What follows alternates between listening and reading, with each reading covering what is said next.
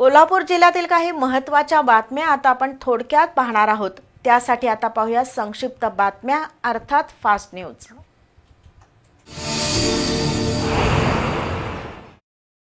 गजरे विक्रीचा व्यवसाय करणारा वसीम मुल्ला इचलकरंजीतील लिंबू चौक परिसरात राहतो। गुरुवारी रात्री अचानक त्याच्या घराला आग लागली।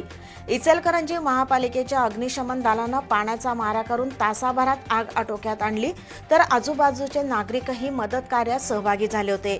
या घटनेत वसीम मुल्ला यांच्या घरातील प्रापंचिक साहित्याचं 2 लाखांचं नुकसान झालंय।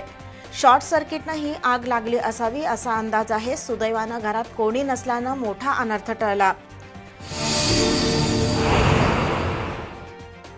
ऑल इंडिया मजलिस-ए-इत्तेहादुल मुस्लिम पक्षाचे राष्ट्रीय अध्यक्ष खासदार असदुद्दीन ओवैसी हे 29 सप्टेंबर रोजी कोल्हापूर दौऱ्यावर येणार आहेत।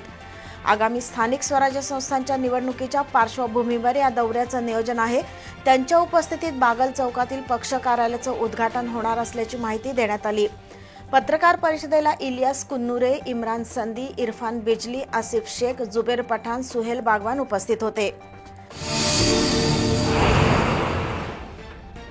भाजपचा ओबीसी मोर्चाच्या वतीनं केंद्र आणि राज्य सरकारच्या महत्त्वपूर्ण योजनांचा प्रचार प्रसार केला जातोय। कोल्हापुरातील छत्रपती शिवाजी महाराज चौकात खासदार धनंजय महाडिक यांच्या हस्ते या उपक्रमाची सुरुवात झाली। यावेळी मुख्यमंत्री देवेंद्र फडणवीस यांच्या पुढाकारातून केंद्र सरकारच्या विविध योजनांची माहिती देणाऱ्या पुस्तिकेचं वितरण करण्यात आलं।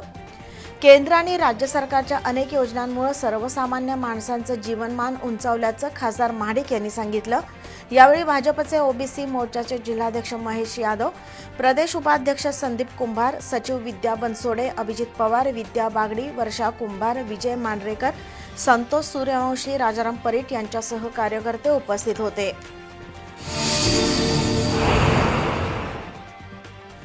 अंधश्रद्धा निर्मूलन समितीच्या वतीनं नुकत्याच खुल्या पथनाट्य स्पर्धा घेण्यात आल्या।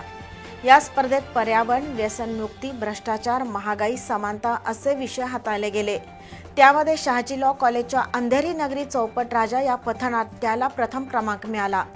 सरूरच्या शिवशाहू महाविद्यालयानं 2रा क्रमांक पटकावला, तर हुपरीच्या चंदाबाई शेंडुरे महाविद्यालयानं 3रा क्रमांक मिळवला। हेरवाडच्या कुमार विद्या मंदिरनं उत्तेजनार्थ पारितोषिक मिळवलं।